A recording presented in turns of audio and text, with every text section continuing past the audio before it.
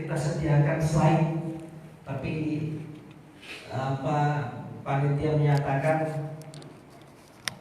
laptopnya lagi kurang sehat. Sudah saya kirim slide-nya dari semalam, tapi laptopnya kurang sehat sehingga kurang bisa ditampilkan di sini seperti biasanya. Nanti kalau ingin slide datanya bisa menghubungi panitia masjidnya. Insyaallah sudah ada. Ya, pada kesempatan ini kita akan mengkaji tentang masa kecil Rasulullah Shallallahu Alaihi Wasallam. Mungkin saya akan ulang sedikit tentang tema kemarin, yaitu bahwa Rasulullah Shallallahu Alaihi Wasallam oleh Allah ditakdirkan untuk lahir pada hari Senin tanggal 12 Rabiul Awal tahun 571 Masehi. Lahirnya Rasulullah harinya Senin 12 Rabiul Awal itu juga menjadi hari di mana Rasulullah SAW diwafatkan. Jadi harinya sama, tanggalnya sama, bulannya sama. Ini yang tidak atau susah terjadi atau susah kita temukan di makhluk-makhluk yang lain. Oleh karena itu ada pertanyaan, kenapa yang diperingati itu maulidnya? Sementara orang-orang yang saleh yang lain yang diperingati itu haulnya, tanggal meninggalnya. Jawabannya adalah ya karena tanggal dan harinya Rasulullah SAW dilahirkan itu sama dengan yang diwafatkan. Jadi untuk membedakan dengan yang lain maka disebutlah maulid.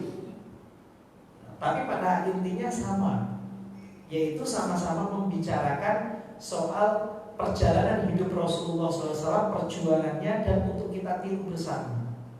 Lalu dilengkapi dengan baca sholawat dan zikir serta bacaan-bacaan Quran yang lain. Nah, itu kenapa yang menjadi rahasia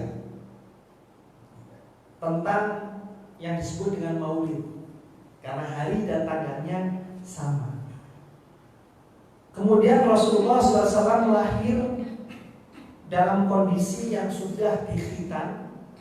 Rasulullah lahir dalam kondisi pusarnya sudah terpotong. Artinya dengan sendirinya pusar itu melepaskan diri daripada ya berhubungan dengan pusar Rasulullah SAW. Rasulullah SAW lahir dalam kondisi yatim, di mana ayahandanya Abdullah ibn Abdul Muttalib itu meninggal saat perjalanan dagang, yang kemudian mampir di rumah saudaranya di Yasrib.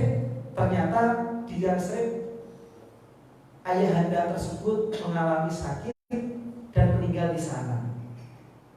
Oleh karena itu, ketika Rasulullah lahir dalam keadaan yatim.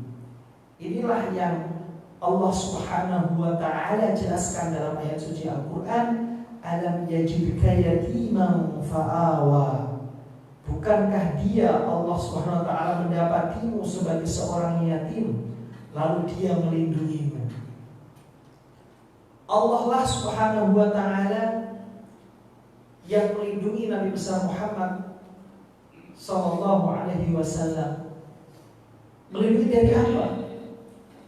Melindungi daripada kondisi yatim yang biasanya terjadi kesusahan, kelemahan, kurang perhatian.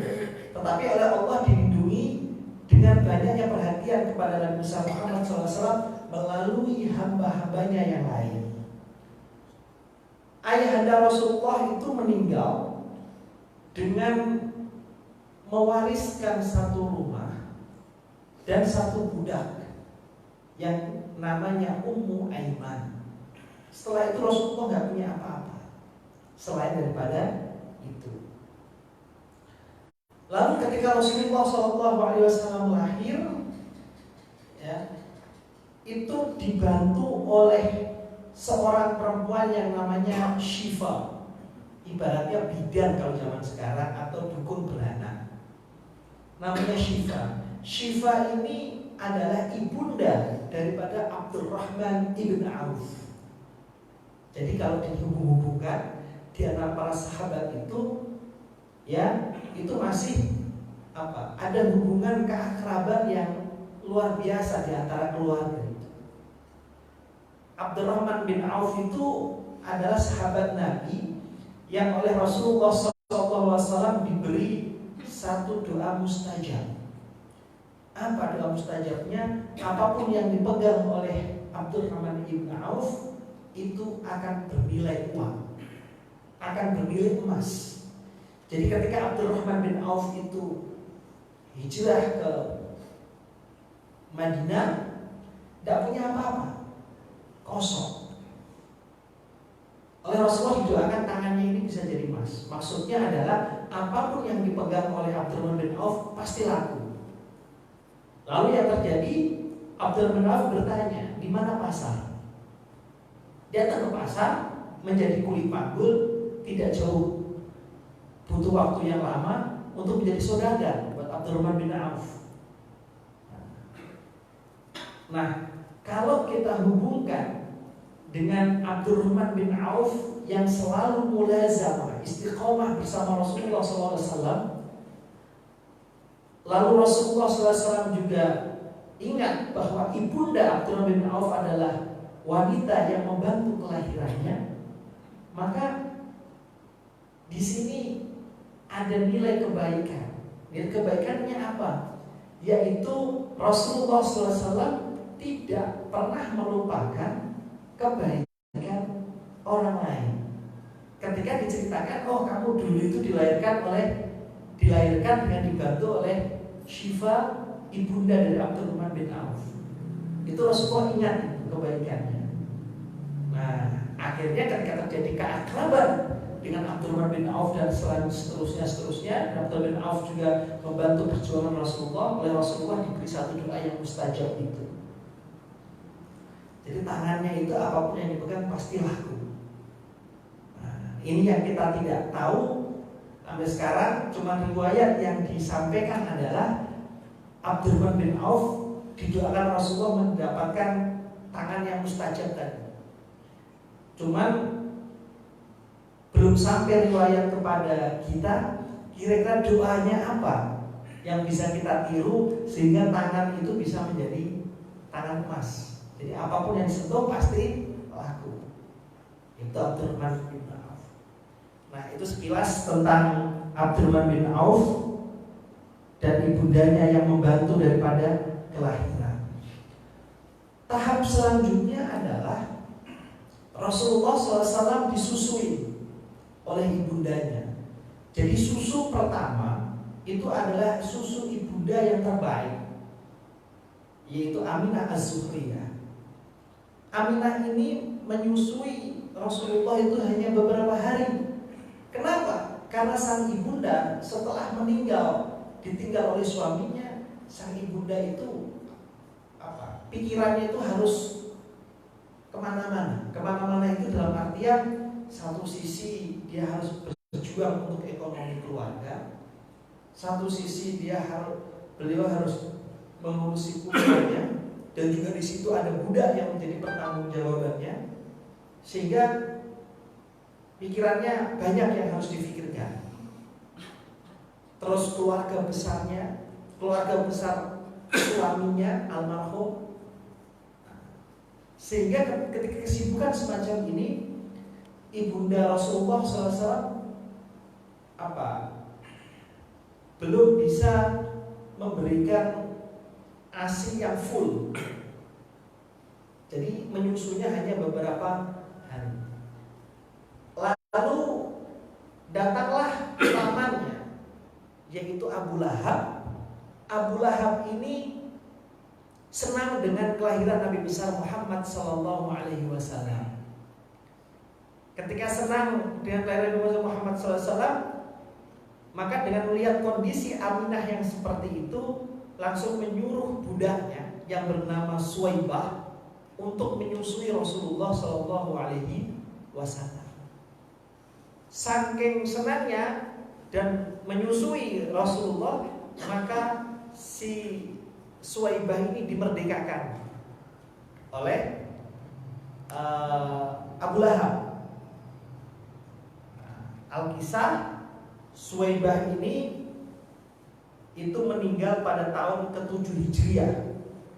Tetapi soal apakah Suwaibah ini yang menyusui Nabi ini masuk Islam atau tidak masuk Islam, itu terjadi perbedaan pendapat di antara para ulama. Namun ada beberapa isu atau pendapat yang penting soal ini berkenaan dengan ada sering disampaikan oleh para dai, oleh para mubaligh, bahwa setiap hari Senin, ini di mana-mana disampaikan, setiap hari Senin, setiap Rabiul Awal tanggal 12, itu Abu Lahab diringankan siksanya. Kenapa diringankan? Karena pernah punya rasa gembira dengan kelahiran Nabi besar Muhammad SAW. Riwayat ini tersebar kemana-mana. Oleh karena itu, pada kesempatan ini perlu kami luruskan bahwa riwayat ini memang benar adanya, tetapi bukan dari Rasulullah SAW. Al-Kisah riwayat ini itu berasal dari paman Nabi yang bernama Abbas. Suatu ketika Abbas ini bermimpi ketemu Abu Lahab. Dalam mimpinya, Abu Lahab sudah meninggal. Dalam mimpinya paman Nabi Abbas, berarti sama-sama paman, berarti masih saudara. Abbas itu paman Nabi, terus Abu Lahab juga paman Nabi. Jadi mereka ini ibaratnya kayak kakak beradik. Bertanya dalam mimpinya, "Kaifa halak? Gimana kabarmu wahai Abu Lahab, saudaraku? Afa ta'aisha halin illa annani usqiya kulla isnain." Dia cerita, "Ya bila keadaanku, aku disiksa seterusnya, sampai sekarang dan seterusnya. Kecuali setiap hari Senin aku mendapati dispensasi keringanan siksa. Kenapa? Li'annani a'taqtu Suwaibah lamma sami'tu bi wiladatin Nabi sallallahu alaihi wasallam." Karena aku pernah memerdekakan Suwaibah karena mendengar daripada kelahiran Rasulullah SAW. Yang pertama adalah ini riwayat benar adanya, tetapi ini bukan dari Rasul, tetapi dari Abbas yang bermimpi. Oleh karena itu di dalam syariat Islam tidak bisa dipegang, karena ini dasarnya mimpi daripada paman Nabi.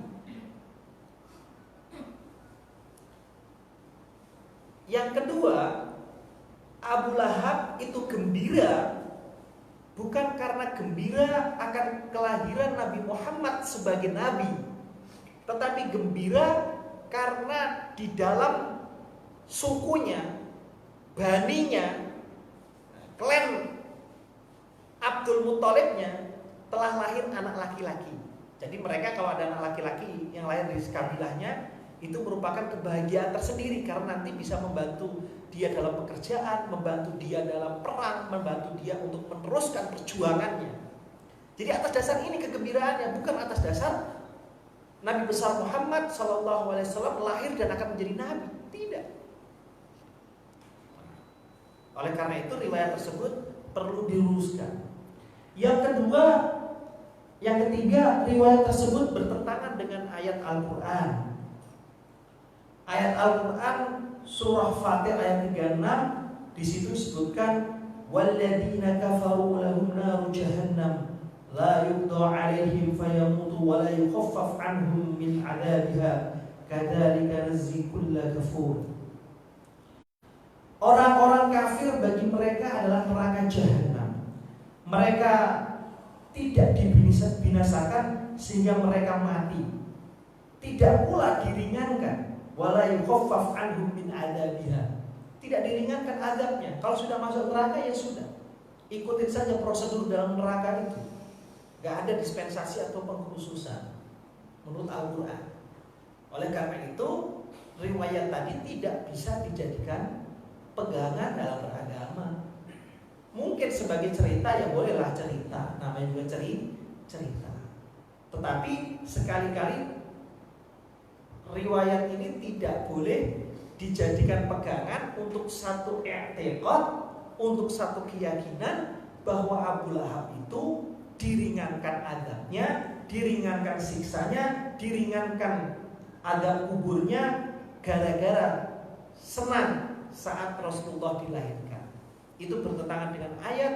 Yang kedua bertentangan dengan dalil-dalil syar'i, di mana dalil syar'i diantaranya itu tidak memasukkan unsur mimpi. Dalil syar'i Al-Quran, hadis, ijma, qiyas, gak ada itu unsur mimpi. Mimpi jadi dasar, tidak bisa. Mungkin untuk dirinya sendiri terserah, tetapi untuk kebenaran umum tidak bisa. Yang keempat, Abu Lahab itu satu-satunya manusia yang oleh Allah gara-gara kelakuannya Allah menyebutkan ya satu surat yang disebut surat Al-Lahab atau Al-Masad, dan surat itu full tentang dia. Kalau nggak saking dahsyatnya perbuatan dia, saking Allah Subhanahu wa taala ya melaknat dirinya, nggak mungkin tuh satu surah full itu. Kayak yang jahat-jahat gitu ya, yang lainnya juga ada, tetapi tidak sehebat Abu Lahab yang sampai satu surat itu Allah menyebutkan perilakunya kepada Nabi besar Muhammad SAW. Dan sampai meninggalnya pun ya Rasulullah SAW tidak ada satu kisah yang sampai Rasulullah itu menghadiri pemakamannya ibaratnya begitu. Tidak. Karena saking dahsyatnya, ibaratnya itu kebencian Rasul kepada Rasulullah, kebencian dan aktivitas menghalang-halangi dakwah Rasulullah itu sampai dibawa ke liang lahat ibarat bahasa gitu. Sehingga tidak mengizinkan bagi Rasulullah untuk bisa menyambung kekeluargaannya. Abu Thalib itu juga menurut sebagian riwayat tidak sampai masuk Islam, tetapi Rasulullah masih berhubungan kekeluargaan. Gitu. Kenapa? Karena masih bisa disambung. Tapi kalau Abu Lahab sudah susah sekali. Gitu. Bukan karena Rasulullahnya tidak mau, tetapi Abu Lahab lah yang secara dahsyat, gitu ya, menjadikan pintu persambungan tersebut susah tertunaikan. Nah, itu soal riwayat tadi yang sering diungkapkan terutama saat bulan Maulid. Dan itu kadang tercantum di beberapa tulisan-tulisan yang diceritakan saat Maulid tentang Rasulullah SAW. Itu berkenaan dengan Suwaibah. Tetapi Suwaibah ini budaknya Abu Lahab yang dimerdekakan dan menyusui Rasulullah itu juga tidak lama. Tidak lama. Setelah tidak lama, maka Abdul Muthalib sang kakek berinisiatif untuk Nabi besar Muhammad SAW disusukan oleh orang lain. Ketemulah orang yang bernama Halimah ibn Abi Zu'aib Abdullah ibn Haris dari Bani Sa'ad atau Halimah As-Sa'diyah yang dikenal. Suaminya bernama Al-Haris ibn Abdul Uzza As-Sa'id. Nah, kemudian di dalam tradisi Arab, persusuan kepada orang lain, khususnya kepada perempuan-perempuan yang ada di pelosok, itu menjadi tradisi. Kenapa tradisi terjadi? Karena anak ini butuh udara segar. Anak ini butuh kemurnian. Karena orang-orang kampung itu dirasa adalah orang yang masih murni dari sisi emosi. Terlebih lagi dari sisi bahasa. Imam Syafi'i itu ketika mau memperdalam bahasa Arab, Imam Syafi'i itu berhari-hari tinggal di perkampungan satu suku yang Arabnya masih fasih. Oleh karena itu dari sini maka menjadi istimbat atau menjadi dasar kita, kalau kita ingin belajar bahasa Inggris lancar, janganlah tinggal di apartemen, tinggallah di masyarakat perkampungan yang benar-benar di suku yang terdalam di Inggris misalnya begitu. Termasuk yang mau belajar bahasa Arab, ya belajarlah bahasa Arab setelah mampu pintar, tinggallah di perkampungan yang benar-benar Arabnya masih fasih. Baru setelah itu belajar agama fikih dan menjadi mufti dan berfatwa sebagaimana Imam Syafi'i. Ritmenya begitu. Nah, Rasulullah itu ditaruh di perkampungan Bani Sa'ad itu, dibawa sama Halimah. Jadi karena diserahkan oleh ibunya, dibawa sama Halimah. Halimah ini sebenarnya orang yang memang pekerjaannya adalah merawat bayi. Jadi tiap hari tertentu Halimah itu pergi ke Mekah. Setelah di Mekah, dia menawarkan tadi perawatan bayi termasuk menyusui. Nah, kemudian diterimalah Abdul Muthalib. Awalnya si Halimah ini tidak mau. Kenapa? Karena Halimah itu mau menyusui yang keluarganya lengkap. Sementara Rasulullah itu yatim. Tapi karena bujukan dan banyak hal, terutama ketika Halimah melihat Rasulullah SAW terpancar haibah kenabian atau wibawa kenabian padanya, Halimah pun mau dan dibawa ke perkampungan Bani Sa'ad. Nah, setelah disusuin, lama-lama disusuin. Nah, di situ pernah ada satu riwayat yang agak unik di sini. Suatu ketika setelah Nabi besar itu, Abu Bakar menyatakan, "Wahai Rasulullah, ma ra'aitu man huwa afsah minka ya Rasulullah." Aku gak pernah ketemu orang yang punya lisan yang fasih dalam berbahasa Arab selain engkau ya Rasulullah. Itu Abu Bakar sering memuji begitu. Lalu Rasulullah SAW menjawab, ma yang nauni wa ana min Quraisy wa urdi'tu fi Bani Sa'ad.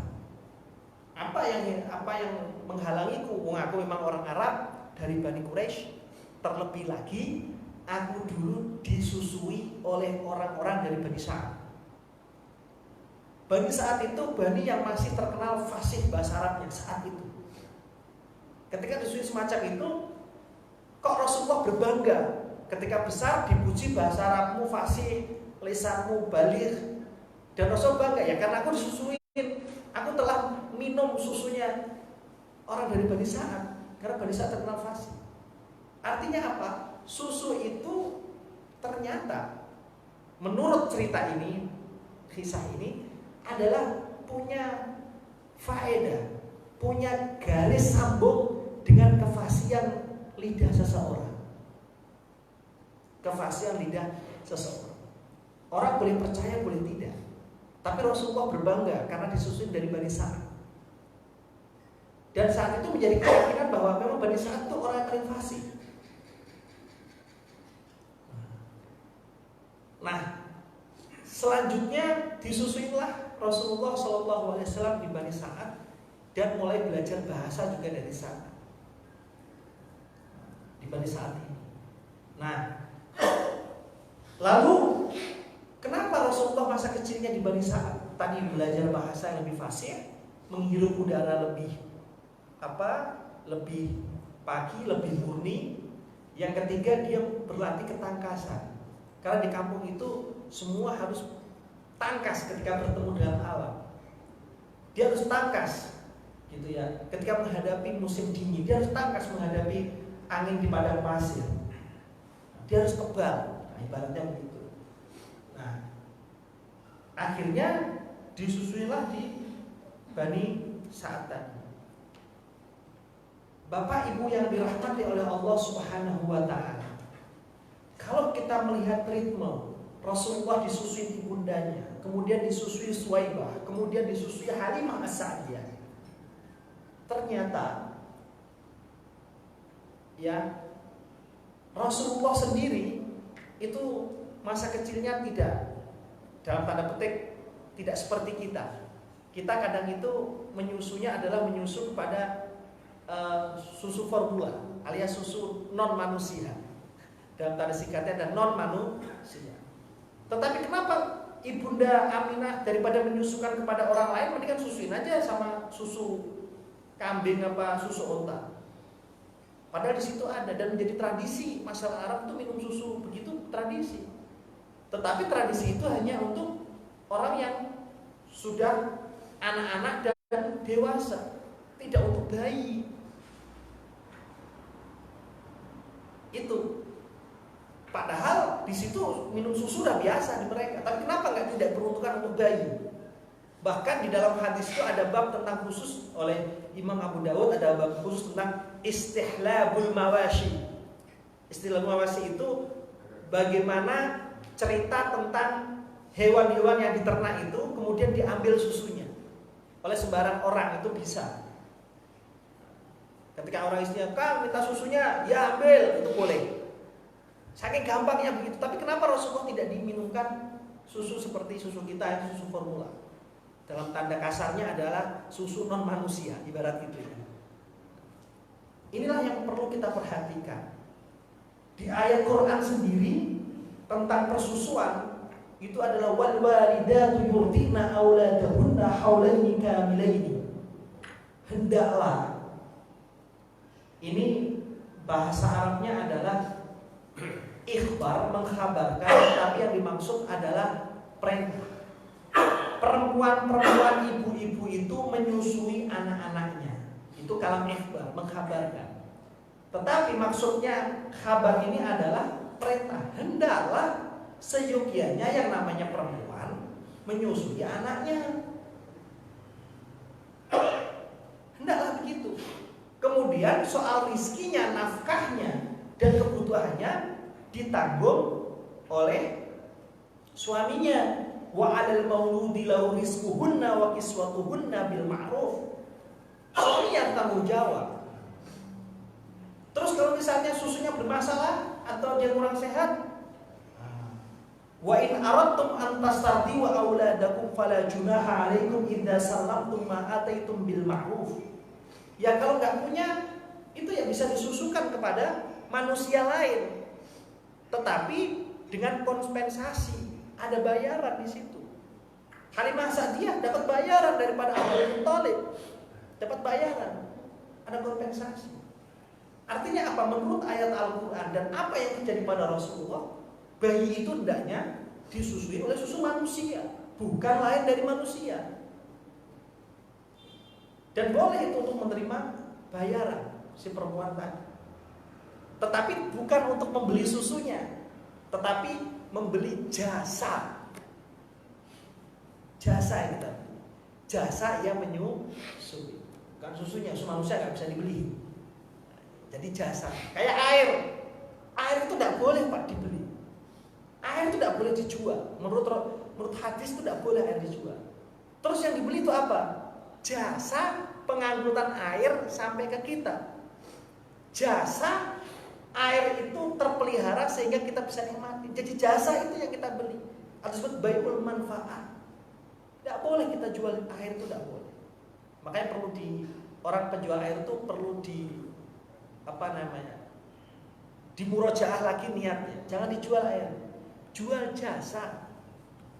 Air tidak boleh dijual karena itu kebutuhan mutlak manusia. Pemberian Allah Subhanahu wa taala. Begitu pun susu tadi. Itu tidak bisa dijual, tapi jasa perempuan menyusui itu. Nah, itu yang Rasulullah SAW. Jadi, ya ibarat susu formula itu memang fenomena baru bagi kita. Tetapi kalau kita merujuk pada ayat, merujuk pada cerita Rasulullah SAW, hendaknya adalah bayi itu disusui pakai susu manusia, bukan lainnya. Selanjutnya adalah ketika di bawah asuhan Bani Sa'ad, Rasulullah SAW pada umur 4-5 tahun itu didatangin oleh malaikat Jibril. Antara 4-5 tahun lah Rasulullah sering didatengin malaikat Jibril. Ketika didatengin dalam wujud manusia, ketika bermain-main, kalau ada slide-nya ada hadisnya. ketika lagi main-main diambil gitu Rasulullah Shallallahu Alaihi Wasallam, lalu dibawa agak menjauh, kemudian dibelah dadanya, lalu diambil hati dan nafsunya, menurut hadis begitu, dan kemudian disucikan, dibersihkan dengan air zam-zam. Setelah dibersihkan, ditaruh di satu tempat yang namanya tempat itu dari emas.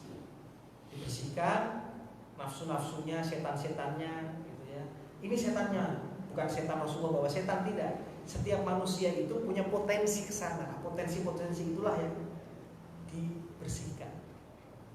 Sampai pada suatu ketika ternyata ada yang melihat temannya. Ketika melihat, dilaporkanlah kepada Halimah As-Sa'diyah. Ketakutan sehingga pada umur 5 tahun, kurang lebih 5 tahunan, Rasulullah diserahkan kembali kepada Sayyidatina Aminah. Gitu ya. Diserahkan sekitar 4 tahun lah, 4 tahun. 4 tahun, setelah 4 tahun, 5 tahun tadi, setelah kejadian itu diserahkan kepada Aminah. Karena kejadian ini takut ya. Nah, kalau bercerita tentang pembelahan dada, itu paling tidak 4 kali Rasulullah SAW mengalami pembelahan. Satu saat masa kecil, 2 kali kalau tidak salah. Terus nanti sebelum menjadi nabi, dan yang terakhir sebelum melakukan Isra dan Mi'raj. Itu terjadi pembelahan 2 kali. Makna dari pembelahan ini adalah bahwa Allah Subhanahu wa Ta'ala ingin sosok nabi yang menjadi nabi akhir zaman, ingin sosok nabi yang membawa syariatnya itu benar-benar murni. Pemurnian itu tidak hanya pada level tadi pembersihan hati yang merupakan simbol bagi manusia yang ingin sampai mi'raj kepada. Jadi ada namanya nuzulul Quran. Quran itu nuzul, turun. Tapi bagaimana Quran ini mampu melakukan mi'rajul insan, naik ke atas secara spiritual. Maka disimbolkan dengan Lailatul Qadar. Lailatul Qadar mi'rajul insan. Setelah nuzulul Quran tanggal 17, Qurannya turun, bagaimana manusia melakukan mi'raj. Jangan sampai bukan mi'rajul insan tapi mudik. Mudik boleh gitu, tapi mi'rajnya tetap. Itu disebutkan dengan Isra Mi'raj tadi. Di manusia bagaimana setelah mendapat Quran itu naik. Nah, itu fungsinya. Nah, di samping itu Rasulullah SAW juga ditakdirkan oleh Allah untuk senantiasa menjaga kemuliaan Quran dengan keummiyahannya, yaitu tidak bisa baca tulis. Kalau orang bisa baca tulis, ada informasi yang masuk. Dan untuk menjaga itu, maka Rasulullah disebut An-Nabi Al-Ummi, Nabi yang tidak bisa baca, demi memelihara daripada Al-Quran, demi memelihara daripada syariat Allah. Sehingga termaktublah satu ayat, wa ma yantiqu 'anil hawa. Apa yang datang dari lisan Rasulullah itu bukanlah dari hawa nafsu, karena tidak bisa baca tulis. In huwa illa wahyu yuha, itu benar murni wahyu dari Allah. Itulah rahasia kenapa Rasulullah mengalami pembelahan itu. Setelah dikembalikan kepada ibundanya, lalu ibundanya pada umur 6 tahun, Rasulullah diajak ibundanya untuk berziarah ke saudaranya di Yasrib, sekaligus mengunjungi makom bapaknya di Abwa. Jadi makomnya itu di Abwa. Orang yang mundar-mandir misalnya Mekah, kemudian Arafah, Musdalifah dan Mina, itu di antara trayek jalan itu ada namanya Abwa, di antara trayek itu. Kenapa saya tidak bisa menentukan persisnya di mana? Karena itu padang pasir, jadi saya tidak tahu. Kalau di sini kan enak, PSD, gambarnya ada ini gitu ya, ada tandanya. Tapi saat itu kita ketemunya itu, yaitu tadi trayek begitu. Terus habis itu ke kalau trayek itu tidak jauh, itu adalah ibunda daripada Rasulullah SAW. Trayek itu tadi, maka Madinah sampai Mina itu ada makam di antara itu untuk ibunda Rasulullah SAW. Tapi untuk ayahandanya itu menuju Madinah. Terakhir menuju Madinah, tapi tidak di Madinah persisnya, tapi di pinggiran. Itu ada namanya daerah Abwa. Nah, terkenal di situ. Itu kalau mau mengunjungi Sayyid Abdullah atau ayahanda daripada Rasulullah SAW. Pada tahap selanjutnya Nabi Muhammad pulang, ya pulang, dan ibundanya meninggal. Ibundanya meninggal itu, dan Rasulullah ditemenin Ummu Aiman yang merupakan budak warisannya tadi ke Mekah dan dititipkan kepada kakeknya. Kakeknya juga nggak begitu lama, yaitu pada usia ke-8 tahun, yaitu 2 tahun setelah itu Abdul Muthalib pun wafat. Dan kemudian setelah Abdul Muthalib wafat, tidak jauh berbeda, Rasulullah SAW dititipkan kepada atau diasuh oleh pamannya yang bernama Abu Thalib. Singkat cerita, setelah sampai ke Abu Thalib, nah pada umur ke-12 tahun, umurnya Rasulullah SAW 12 tahun, itu dibawa berdagang. Jadi tradisi Arab masa lampau, anak itu kalau sudah mendekati usia baliknya, kalau balik dalam tradisi Islam itu setelah anak mimpi basah atau kurang lebih umurnya 12-13. Jadi ya pada usia-usia yang ya balik lah atau belia, itu anak itu harus diajari bagaimana susahnya cari rizki, bagaimana anak itu tahu pekerjaan orang tuanya. Untuk apa? Satu, dia tahu bahwa uang itu nyarinya susah sehingga butuh usaha lebih. Yang kedua, dia bisa berbangga dengan usaha orang tuanya. Orang tua saya pekerjaan dia sebagai pedagang, saya bangga, senang. Itu yang diajarkan oleh Abdul Muthalib. Nah, kalau kita kan tidak, anak-anak dilatih masuk ATM sehingga tahunya itu uang itu yang muncul dari mesin, gitu kan. Minta jajan, minta jalan-jalan. Papa nggak punya uang, nah belum ada gajian, belum, nggak ngerti. Kenapa? Karena tahunya adalah sering masuk di ATM dan uang tinggal gesek dan keluar. Sementara yang betul kalau menurut cerita Rasulullah adalah anak itu sekali bawa kerja, ini loh kerjaan bapak, ini loh numpuk, nah ini loh dulu bapak begini, ini loh nak, nah, itu perlu diajarkan. Untuk apa? Satu, demi kebanggaan, yang kedua demi sebuah pengertian. Akhirnya Rasulullah dibawa berdagang ke negeri Syam, tidak dekat-dekat, ya, dari Mekah ke negeri Syam. Syam itu wilayahnya adalah Palestina, Lebanon, Syria. Nah, itu Syam namanya. Jauh, naik pesawat bisa berapa jam. Nah, itu dijalani. Nah, kemudian pada saat usia 12 tahun itu, satu kisah, ternyata di satu tempat, ya, namanya di Busra, itu ketemu dengan seorang pendeta yang namanya Bakhiro. Di Busra itu ketemu sama pendeta Bakhiro yang sedang duduk di satu pohon. Pohon itu masih ada sampai sekarang. Kalau nggak salah namanya pohon Sahbi. Itu pohonnya masih ada. Kalau kita main-main ke daerah Syria, pohon Sahbi. Itu diyakini bahwa disitulah ketemu Rasulullah dengan pendeta Bakhiro. Lalu ketika Rasulullah ketemu Bakhiro, terjadi dialog dengan Bakhiro. Dan Bakhiro melihat ada ciri kewibawaan nabian kepada si anak ini. Yang pertama adalah, sebelum saya tadi ada lupa sedikit. Di antara hikmah dibelah dada saat masih kecil adalah supaya Rasulullah itu tidak mempan, tidak kebal atas tradisi-tradisi jahiliyah. Apa tradisi jahiliyah itu? Sujud kepada patung. Kemana kecil kan di pengaruh-pengaruh kan bisa. Tapi sebelum dia dibawa kembali ke Mekah, oleh Allah diskenariokan untuk dibelah dadanya tadi, disucikan. Jadi Rasulullah itu sama sekali tidak pernah mengikuti dari tradisi jahiliyah. Mau nyembah patung, terus apa lagi? Mau tradisi jahiliyah yang lain lah. Kenapa? Karena sebelumnya sudah dibersihkan oleh Allah lewat pembelahan tadi. Jadi fungsi pembelahan itu untuk itu. Jadi ketika ketemu Bakhira, si Bakhira itu dia pendeta Nasrani, tapi belajar tentang keyahudian, tetapi kadang-kadang dia terpengaruh dengan orang jahiliyah. Sehingga ketika berdialog dengan Rasulullah itu dia pernah bersumpah dengan Billat wal Uzza, demi Lata dan Uzza. Rasulullah bilang sebaiknya tidak bersumpah dengan yang demikian. Anak kecil tidak bisa bilang begitu.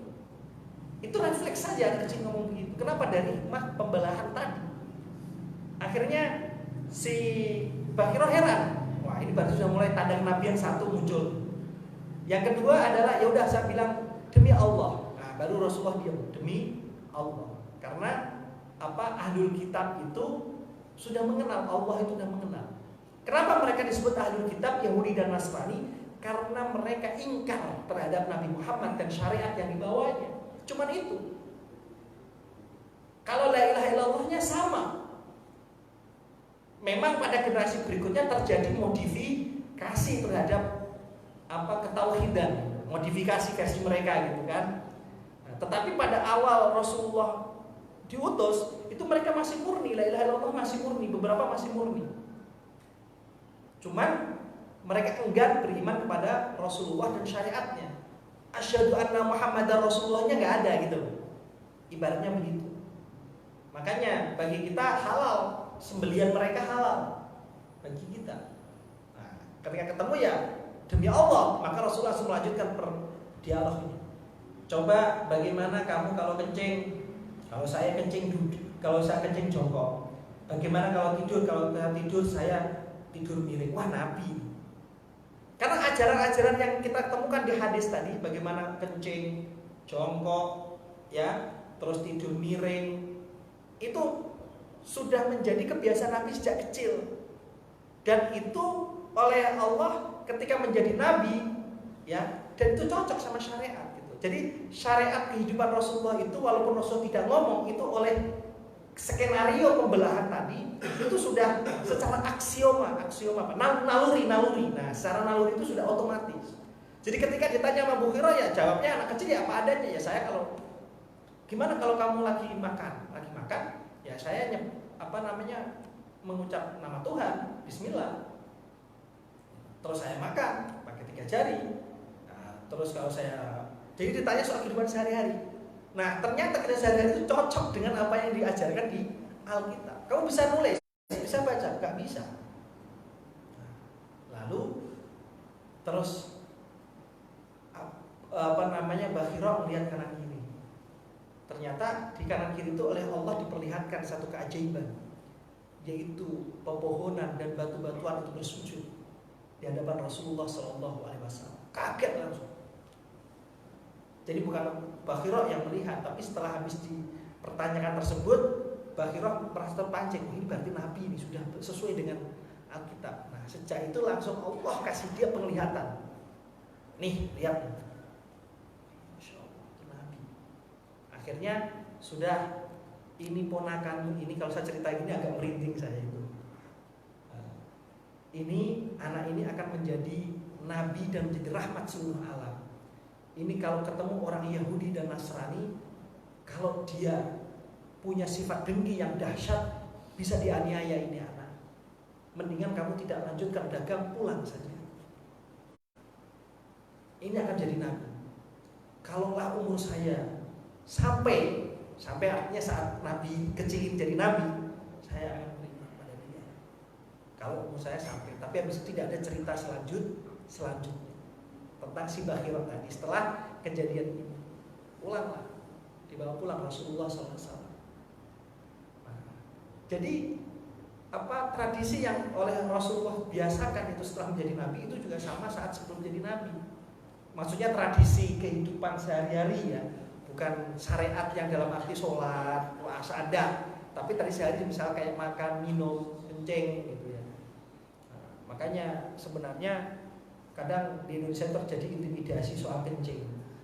Kalau di terminal itu kencingnya kalau berdiri itu bayarnya 1.000. Kalau kencingnya jongkok 2.000 karena dianggap BAB. Terjadi diskriminasi. Kadang juga ya saya pribadi Pak, Itu dari kecil dilatih sama orang tua saya, mungkin sudah aksioma gitu ya, dan naluri. Itulah kecil jongkok. Nah, kalau seringkali saya mendapati mampir di masjid mau sholat, itu misalnya ikhwan, kamar mandi laki-laki, itu untuk akhwat perempuan, wah udah Islami ini, pasti nanti di dalamnya Islami. Ternyata sampai dalam Pak, itu kencingnya berdiri Pak. Islami apaan ini? Namanya doang Islami. Jadi yang penting itu adalah tadi. Ya, kalau mau Islami ya ala Rasulullah tadi. Nah, saya harapkan juga begitu, tidak ada diskriminasi. Kalau perlu di masjid-masjid itu tidak ada yang kencing berdiri. Sediakanlah alat kencing untuk duduk, termasuk pakai air. Kalau di Arab itu ada istinja pakai batu, ya karena memang kondisinya airnya susah, keperluannya beda. Nah kita airnya banyak, kok pakai tisu? Tetap pakai air. Jadi orang melakukan istinja pakai batu itu karena ada treatmentnya. Satu, nggak ada air atau ada air tapi kebutuhan minum, ada air tapi terbatas. Nah berarti harus pakai batu, kan gitu kan? Atau pakai tisu. Kalau di pesawat pakai tisu pakai air, lihat. Kalau lihat pesawatnya mayoritas itu orang Islam dan membutuhkan air untuk cuci muka, untuk cuci mulut dan sebagainya, berarti harus pakai tisu. Tapi kalau melihat pesawatnya misalnya, wah ini pesawat kayaknya jarang yang akan memakai cebok pakai ini, pakai air. Atau lihat dari kebutuhan. Jadi ada lihat skala prioritasnya. Nah, oleh karena itu, ya saya usulkan mudah-mudahan nanti kalau masjid ini segera dibangun besar, kalau bisa yaitu tadi kencingnya kencing yang duduk saja, kan sama toh, jangan dibedakan antara yang untuk BAB sama untuk yang berdiri. Nah, kalau yang berdirinya sebaiknya tidak ada, sebaiknya. Terus kalaupun ada ya nggak apa-apa, tapi makruh. Nah yang sunnah itu yang jongkok. Nah, oleh karena itu ya usahakanlah satu saja kamar mandi itu, yaitu sekali BAB sekaligus untuk kencing di situ. Nah sampai tadi BAB-nya nggak ada atau WC-nya rusak. Terus yang sedia apa? Kencingnya berdiri, aduh susah. Kenapa? Karena tidak semua orang ada yang sembrono, ada yang hati-hati. Kalau sembrono saya kencing ada kencing, cairan sudah selesai, cebok. Tapi kalau yang hati-hati atau yang dia punya naluri jijian gitu ya, itu dia takut itu ketika kencing itu kebalik gitu loh, muncrat kebalik lagi gitu, muncrat kebalik. Atau juga saat kencing itu pek-pek itu ada yang netes di baju. Kalau jijian itu susah. Gitu. Oleh karena itu yang aman ya enak jongkok, dia bisa bebas. Nah itulah Rasulullah SAW ketika ketemu Mbah Hiro, termasuk ditanyakan soal ke kamar mandi, ditanyakan soal tidurnya, itu sama karena sudah jadi naluri, aksioma. Kemudian pada saat umur ke-15 tahun Rasulullah SAW itu ikut perang, disebut perang Fijar, perang antara Quraisy yang berserta sekutunya Kinanah melawan Qais, ya kabilah Qais Ailan. Nah, itu di perang Fijar. Terus Rasulullah ikut perangnya gimana? Umur 15 tahun. Nah, Rasulullah dapat bagian untuk bidang persenjataan. Jadi dia menyiapkan panah-panah. Gitu. Siapa yang mau nembak? Itu di stage sebelahnya, Nah, sehingga Rasulullah SAW ketika jadi Nabi menghadapi perang itu sudah siap. Umur 15 sudah melihat perang, itu sudah pernah lihat. Umur 15 tahun itu perang Fijar. Jadi kok ada pertanyaan, kenapa sih perang Badar itu Rasulullah menang? Kan cuma 300 lawan 1000. Ya jangan lihat 300 sama 1000-nya, lihat ceritanya, cerita awalnya gitu loh. Satu, Rasulullah di medan perang bukan orang baru, umur 15 sudah lihat orang perang. Ya, Quraisy dan Kinanah itu baninya Rasulullah. Jadi ketika dia bersama baninya itu termasuk dia sedang bersama para pembesar memainkan strategi. Jadi umur 15 Rasulullah sudah tahu strategi begitu. Karena dari perang Fijar ini kan perang antara Quraisy, Rasulullah itu keturunan Quraisy, keturunan Kinanah. Jadi kalau terjadi perang itu berarti Rasulullah itu termasuk keluarga dari para pembesar. Jadi pasti akan tahu strategi-strategi itu. Karena Abdul Muthalib itu dia orang terpandang dan juga yang punya Zam-Zam. Jadi kalau Rasulullah memang marketingkan hak Zam-Zam itu sudah kaya umat Islam itu. Nah, tapi Rasulullah sudah lah untuk umat Islam semuanya Zam-Zam. Berapa pahalanya Rasulullah dari sejak zaman dulu sampai 15 abad. Pahalanya besar sekali Rasulullah itu. Nah, oleh karena itu ketika perang Badar Rasulullah strategi itu sudah dibuka saja. Siapa yang mau berpikir tentang strategi sini. Jadi 300 lawan 1000 itu masuk akal menangnya.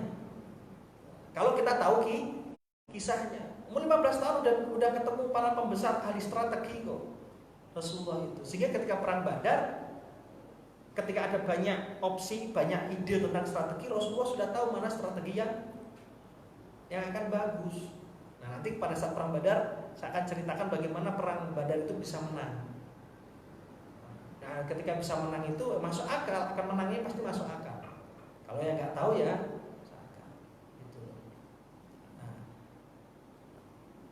termasuk misalnya orang Yunani, bagaimana sih 1000 orang Persia bisa menaklukkan Yunani, gitu ya? Yang saat itu menaklukkannya begitu susah karena dihalangi oleh 300 orang 300 Spartan gitu ya. 300 orang Spartan itu gimana? Kemudian dibikin ceritanya. Sehingga seolah menang tapi ujungnya kan kalah. Tapi kalau Rasulullah kan ujungnya menang. Tapi menangnya jangan lihat perang Badarnya saja, lihat sebelumnya. Gimana Rasulullah belajar itu. Ketika tahu ikut perang, nggak mungkin Rasulullah ikut perang itu hanya tahu ikut-ikutan saja ya, enggak.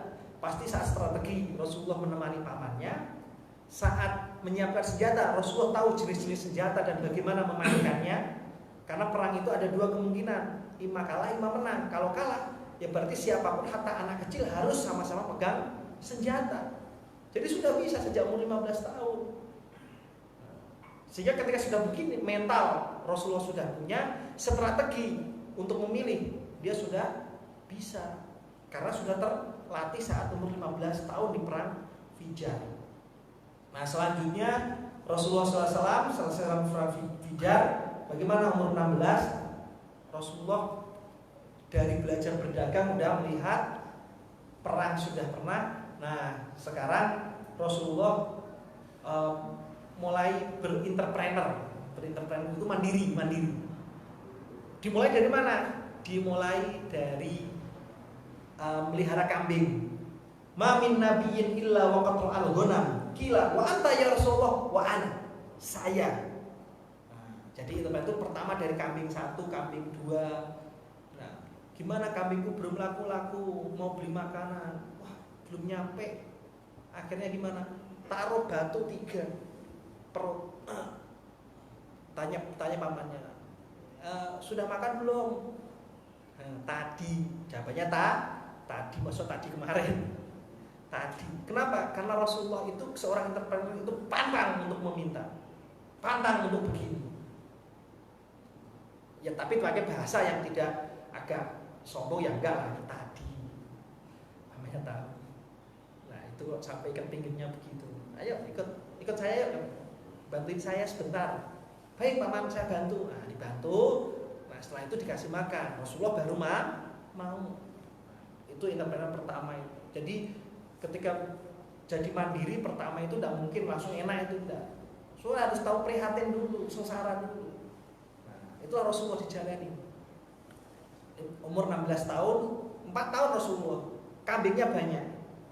Kambing berapa jual lagi beli unta. Kambing berapa jual beli yang besaran unta gitu loh. Jadi naik gitu loh, Pak. Naik bisnisnya. Lah, terus setelah umur 20 tahun Rasulullah dikenalkan sama Khadijah Corporation, sebuah perusahaan besar Khadijah. Akhirnya Muhammad diterima. Oke, tes pertama adalah kamu dagang kecil-kecilan. Oke, dagang sukses. Oke, sekarang jadi direktur cabang yang ada di Syria. Coba sana.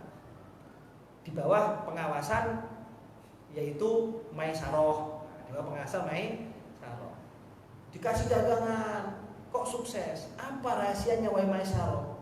Pedagang-pedagang saya yang lain kok kurang jos gitu ya. Muhammad kok sukses? Iya, karena Muhammad itu satu prinsipnya. Nomor satu itu adalah jujur, amanah. Ya kalau ada aib dibarengi ngomong ada aib. Dan yang terakhir kalau nanti untung dia tidak lupa sama fakir miskin. Cuman itu aja dilakukan Muhammad terus. Akhirnya orang senang. Kenapa orang senang? Karena mayoritas orang-orang Arab zaman itu adalah kalau nggak ngurangin timbangan, menutupi aib. Makanya ada wailul lil mutaffifin, ngurangin timbangan, ngurangin ukuran. Nabi Muhammad jujur apa adanya. Ya akhirnya kalau melihat kejujuran itu dia satu punya modal daripada diferensiasi, pembeda. Nah, jadi inti dagang itu amanah jujur adalah diferensiasi, pembeda, khas, spesifik. Nah inilah yang menjadi sukses. Nah setelah Rasulullah SAW seperti itu ilmunya ternyata dipraktekkan secara istiqomah. Wah, saya tertarik ini. Nah akhirnya setelah tertarik, terus si Khadijah itu menyuruh Nufaisah binti Mun'ayah, Nafisah ini tolong coba tanyakan ke keluarganya, karena kebetulan si Khadijah kan bosnya. Yang kedua lebih dewasa, atau kita bilang sebagai umur 40 kan dewasa sekali. Coba tanyakan, saya tertarik sama anak ini, untuk saya jatuh cinta, saya ingin menikah. Nah, akhirnya diceritakan kepada keluarga Nabi Muhammad, dan Nabi Muhammad dipanggil. Nabi Muhammad langsung musyawarah. Jadi walaupun beliau sudah dewasa umur 25, untuk menentukan pilihan, tetap untuk soal pernikahan ya itu harus ada musyawarah. Nah, inilah yang harus kita tiru. Kadang kan orang udah saya jatuh cinta selesai, keluarga nomor 2, nggak bisa. Tetap musyawarah. Setelah musyawarah terjadi, oke, deal menikah. Deal menikah. Terus maharnya Nabi Muhammad apa? Ya Nabi Muhammad tadi, onta, 20 ekor onta. Dari mana? Ya dari tadi mengembala sampai ada besar, terus jadiin onta. Setelah itu dia pindah bisnis kepada perdagangan, punya duit, sukses, ya bisa tambah beli mahar. Itu namanya orang entrepreneur. Gitu. Kalau zaman kita umur 25 itu baru S1, Pak.